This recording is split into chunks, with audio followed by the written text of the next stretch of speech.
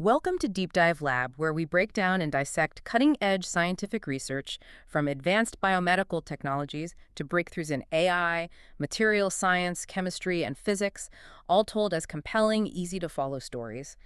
And if you live anywhere near Garden Grove, California, you probably woke up to evacuation sirens this morning. Yeah, it is. It's a really tense situation out there right now. It really is. As we record this, it's May 22, 2026, and hazmat teams are currently surrounding this massive chemical storage tank that developed a structural crack overnight. Right. And the crazy thing is they aren't even trying to patch the crack or move the tank. Exactly. They are just desperately, continuously spraying hundreds of gallons of water directly onto the outside of the tank, just to cool it down to prevent a massive explosion. Yeah. You know, the reason they're doing that is because the chemical inside that tank is a highly volatile compound called methyl methacrylate, or MMA for short. Oh. Yeah, MMA. It is exceptionally reactive. If the temperature inside that vessel reaches a critical threshold, the entire surrounding city block is at severe risk of a violent rupture. Which brings us to the core mystery of today's deep dive. Because MMA is not like some experimental weapons-grade fuel or super rare industrial hazard. No, not at all. It is literally ubiquitous in our daily lives. Right. And what's even wilder, this is the exact same chemical that surgeons routinely and permanently put directly inside the human body during major medical procedures. It's a total paradox. Yeah. So today we are taking you on a journey to uncover the 2-century-old story of MMA. I can't wait. We're going to look at the fundamental physics of how scientists tamed this highly explosive liquid into a shatterproof solid. And then we'll explore some cutting-edge research that is turning it into things like stretchable electronics and transparent wood. Transparent wood. I mean, the duality of this molecule is just totally Dr. Jekyll and Mr. Hyde to me. That is exactly what it is. On one hand, you have this wildly unstable, acrid-smelling liquid threatening a California neighborhood right now. And on the other hand, it magically transforms into totally inert, crystal clear acrylic glass that we put inside human bones. Yeah, to understand how we get from that volatile liquid to that stable solid, we actually have to step back to the mid-1800s. Oh, wow, that far back. Yeah. German chemists first synthesized acrylic acid back in 1843, but the chemistry was it was highly unpredictable. How so? Well, it took them another 22 years of just relentless lab work to even isolate methacrylic acid. And then finally, in 1873, a chemist named Bernhard Tollens and his student W.A. Caspary isolated the specific molecule we are talking about today. Methyl methacrylate. Okay, so they finally synthesized this clear liquid in a beaker. What did they do with it? Like, did they immediately realize what they had? They had absolutely no idea and actually completely baffled them. Really? Yeah, Tollens and Caspary noticed that if they simply left this clear liquid sitting on a lab bench, especially if sunlight hit it, the liquid would just spontaneously transform. Wait, transform how? Did it evaporate? No, it structurally reorganized itself into a dense, transparent, glass-like solid, just out of nowhere. That is wild. Right. And for decades, the scientific community basically just viewed this as a weird parlor trick. Mm-hmm. They had no idea how to trigger the reaction consistently or, how to stop it once it started. That is such a classic science story. You isolate a groundbreaking chemical, realize it turns into a literal rock in the sun, and then just leave it on a shelf for 50 years because nobody gets it. Precisely. It was just a laboratory curiosity until the 1930s. That is when scientists like Otto Röhm, along with a team of Hill and Crawford, finally unlocked the thermodynamics behind the change. So they figured out how to tame it. Exactly. They learned how to intentionally control the polymerization process. They created polymethyl methacrylate, which we abbreviate as PMMA. that. But you almost certainly know it by its famous trade name, Plexiglas. Plexiglas. Wait, so the highly explosive liquid sitting in that fractured tank in California is essentially just raw, unreacted plexiglass. That is exactly what it is. And mastering that reaction totally changed modern manufacturing. By World War II, PMMA was a critical aerospace material. Because it's so tough. Yeah, they used it for Bombardier canopies on aircraft. It was incredibly lightweight, perfectly clear, and most importantly, if it got hit by enemy gunfire, it wouldn't shatter into lethal shards like regular glass. Okay, that makes perfect sense for the solid polymerized version. But looking at the crisis today, why is the raw liquid form so dangerous? Like, why are hazmat teams relying on water hoses? The danger is baked right into the chemistry of how MMA polymerizes. The molecules link together via free radical mechanisms. Meaning they are just desperately trying to bond with each other. Right. The double bonds in the liquid molecules break open, and they rapidly snap together with nearby molecules to build these huge tangled polymer chains. But here's the catch. That chemical reaction is intensely exothermic. Meaning it creates heat. A lot of heat. It releases about 137 kilocalories of heat for every kilogram of material. Wow, that is a massive amount of thermal energy. It is. In industrial storage, they constantly monitor this and add chemical inhibitors to suppress the reaction. But if those inhibitors degrade or the tank gets too hot, the MMA starts to polymerize on its own. And because the reaction makes its own heat, it creates a feedback loop. Exactly. It's one of the most feared phenomena in polymer chemistry. It's called the Tromsdorf effect, or the gel effect. The gel effect, how does that work? Well, as the liquid monomer starts linking into chains, the liquid gets really viscous. It turns into a thick gel. And because it's so thick, those growing polymer chains get physically tangled up. So they can't move around. Right. They lose their mobility, so they can't easily find each other to terminate the chemical reaction. But I'm guessing the smaller, unreacted liquid molecules can still move, right? They can just slip through that thick gel and keep attaching to the trapped chains. You nailed it. And so the reaction just accelerates exponentially. The monomers add to the chains, generating massive amounts of heat that can't escape the gel. The temperature spikes, the liquid boils, and the internal pressure of the tank just skyrockets. It's like a runaway train going down a mountain. The faster it goes, the more its brakes fail, and it just generates more and more heat until it crashes. That is a brilliant analogy. And that thermal runaway is exactly why those firefighters are relentlessly spraying the tank with water today. They're trying to steal the heat away before the train loses its brakes. Right. They're fighting the thermodynamics, using the water to keep the internal temperature below that critical Tromsdorf effect threshold. It is so crazy that a reaction that violent is happening right now, yet we use that exact same chemical energy for medicine. You mentioned earlier that we put this substance inside human bodies. We do. And it works because once MMA is fully polymerized into PMMA, the reaction hits a permanent termination point. Yeah. The volatile molecules are locked into shatterproof chains, and the resulting acrylic is completely biologically inert. Meaning the human immune system just ignores it. Exactly. It's used a lot in dentistry. Companies like Vertex Dental and Lucite International use it to make highly durable artificial teeth. But the biomedical stuff gets much more intense than dentures, right? Because I know this is used in major bone surgeries. Yes, it is the foundational ingredient in orthopedic bone cement. When surgeons do a total hip replacement, they have to permanently anchor a heavy metal joint deep inside the hollow canal of the patient's femur. That sounds like a serious biomechanical challenge. It really is. To do it, the surgical team literally mixes the liquid MMA monomer with a polymer powder right there in the operating room. Wait, they initiate that violent exothermic reaction right there in the OR? Yes. They mix it into a thick dough-like cement and inject it directly into the bone cavity while it's still curing. Hang on, if they inject it into the highly vascularized marrow of the femur while it's reacting, doesn't a bunch of that raw, toxic liquid leach directly into the patient's bloodstream? It absolutely does. And the pharmacokinetics of this are fascinating. There was a clinical study that tracked patients getting about 48 grams of this methacrylate bone cement during hip surgery. Okay, what did they find? They found that the MMA monomer levels in the blood spiked dramatically in the first 30 to 60 seconds after implantation. It hits up to 16 micrograms per milliliter. Given how volatile that chemical is, a spike like that in the cardiovascular system sounds terrifying. It would be if it stuck around. Yeah. But the data showed an astonishing biological response. Within just 3 to 6 minutes, the monomer completely vanishes from the blood. Just completely gone. Yep. The human body metabolizes it with extreme efficiency, turning it into harmless methacrylic acid, which is safely flushed out. So the exposure is intense, but incredibly brief. And then the patient is just left with a perfectly stable artificial joint that lasts for decades. Exactly. That is amazing that the body can clear out those small surgical doses. But when you scale that up from 48 grams in a hip to the millions of tons of PMMA we make globally every year, the toxicity problem moves from the human body to the entire planet. Oh, absolutely. The industrial production has historically been a huge environmental issue. What does that manufacturing process actually look like? Traditionally, it relied on something called the acetone cyanohydrin process.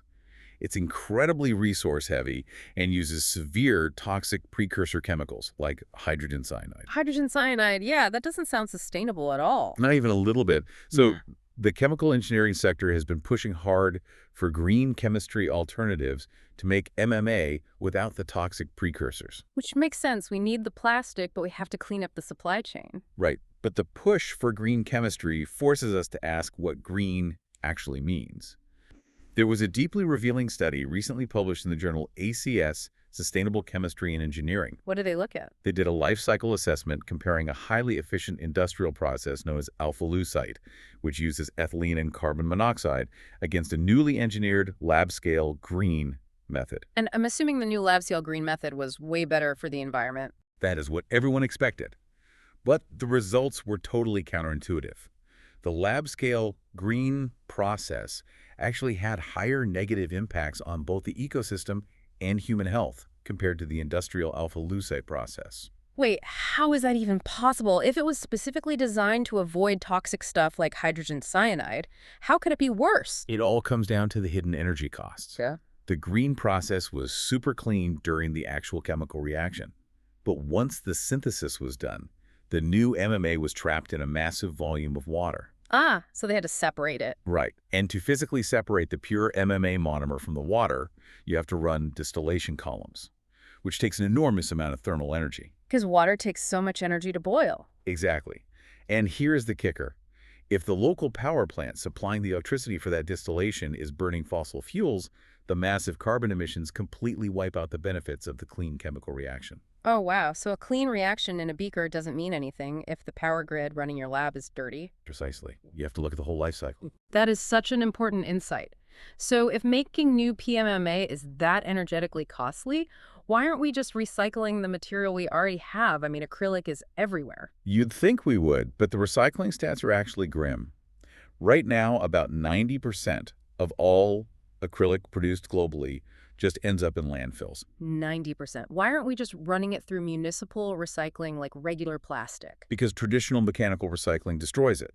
If you take Plexiglas, grind it up, and melt it down, the intense heat and stress physically fracture the polymer chains. That loses its strength. Strength and its optical clarity turns yellow, gets brittle, and basically becomes useless.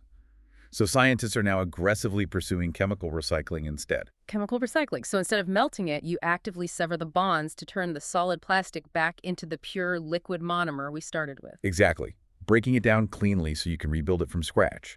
And there are massive breakthroughs happening right now, like a 2024 study in the Journal of the American Chemical Society. And what did they discover? A team led by Dr. Mason T. Chin and Tianning Diao at NYU, along with Peng Lu at the University of Pittsburgh and Ji He at UConn, developed a novel doping approach for closed-loop recycling. A doping approach. Like, are they inserting a structural vulnerability into the plastic? Yes. Instead of trying to break a uniform chain of incredibly strong bonds, they integrate specific chemical groups into the PMMA structure when they first make it. Like a built-in weak link. Exactly. Because these specific bonds are weaker, the material can be cleanly unzipped back into a liquid under very mild conditions. You don't need the extreme, destructive heat usually required to break down plastic. That is brilliant. You literally build the self-destruct mechanism into the plastic on day one. It is a huge leap. But there is another breakthrough that's even more elegant. Researchers John Husband and Simon Freakley at the University of Bath recently detailed a process called photo-initiated depolymerization of consumer PMMA. Photo-initiated, meaning they use light to break the bonds. Yes. And the wildest part is they did it without using chlorine, which is usually a toxic requirement for this kind of chemistry. So they just shine a light on it. Basically, by exposing the solid plastic to highly specific wavelengths of light, along with finely tuned catalysts, the energy from the photons targets the chemical bonds. It happens gracefully right at room temperature. That completely breaks my mental model of recycling. How so? Well, imagine the polymer chain as a long line of tightly locked magnets. Mechanical recycling tries to smash them apart with a hammer, which obviously damages the magnets. Right. But this specific wavelength of light acts like a tuned, energetic tuning fork. It vibrates at the exact frequency needed to just make the magnetic locks pop open on their own. So instead of grinding up plastics, we literally use light to unzip it. It's like turning a baked cake back into eggs and flour. That tuning fork analogy is absolutely perfect. Because you recover the pure, undamaged liquid monomer without extreme heat, you can immediately turn it back into a brand new, flawless sheet of plexiglass. It turns a massive landfill problem into an infinitely renewable material. Exactly. It makes it truly circular. Okay, the sheer adaptability of this compound is blowing my mind. We've gone from volatile industrial tanks to surgical bone cement to unzipping plastics with light. What's next? How is this going to affect our everyday lives? Well, it's going to intersect with our lives in ways that sound like pure science fiction. Let's look at the construction sector. There was a stunning study in the journal Biomacromolecules by researchers Yunyan Li and Lars Berglund. They successfully created optically transparent wood. Transparent wood, you mean taking actual wood, which is famously opaque and solid, and making a literal window out of it. So that is exactly what they did. How is that even possible? Well, natural wood gets its incredible strength from a nanoscale network of cellulose.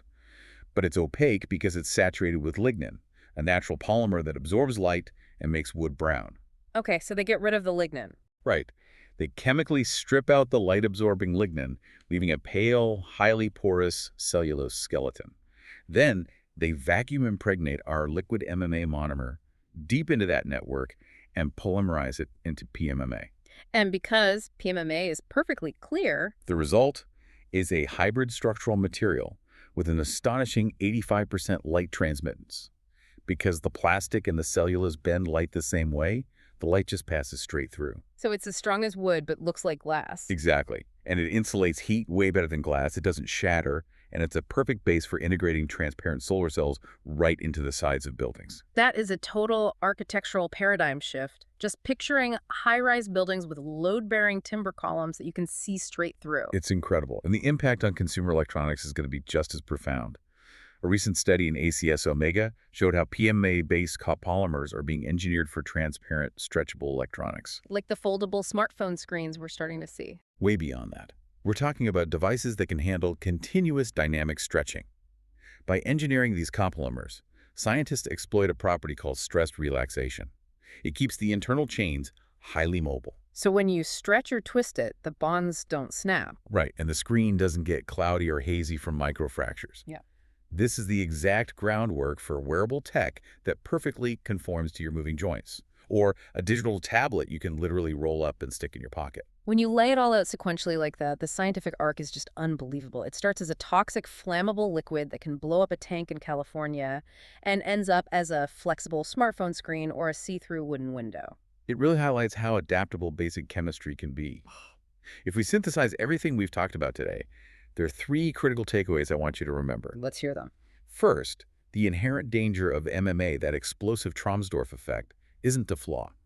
That extreme volatility is the exact thermodynamic energy required to form the unbreakable bonds in commercial plexiglass and bone cement. The extreme volatility guarantees the extreme stability. Exactly. Second, true green chemistry requires looking at the whole picture. As that life cycle assessment proved, a clean chemical reaction is totally meaningless if the energy grid powering your lab is heavily polluting. Right, you have to measure the entire thermodynamic footprint. Yes. And finally, the recent breakthroughs in chemical recycling, like those doping approaches and photodepolymerization, are actively revolutionizing PMMA. We are finally turning this material from an ecological burden into a truly circular resource. It gives you such a profound respect for the iterative nature of science. It's not just about discovering a substance once and moving on. No, not at all. It's an ongoing 150-year relationship. We have spent a century and a half continuously re-engineering this one specific molecule, from bomber canopies to bone cement to unzipping it with light to making see-through timber. The chemical itself never changes. It's our understanding of how to manipulate it that evolves. And that actually brings me to a final provocative thought I want to leave you with today, building on that brilliant research from the University of Bath. The light unzipping. Exactly. If scientists can now use something as simple and elegant as a specific wavelength of light to completely unzip a shatterproof acrylic glass back into a raw liquid state, what other permanent materials in our daily lives, from our cars to our homes, are just waiting for the exact right frequency of light to dissolve, unbake themselves, and be born again? That's a fascinating thing to think about. It really is. Thank you so much for joining us in the Deep Dive Lab. If you enjoyed uncovering this chemical mystery with us, make sure to follow and subscribe for more science stories. We will see you next time.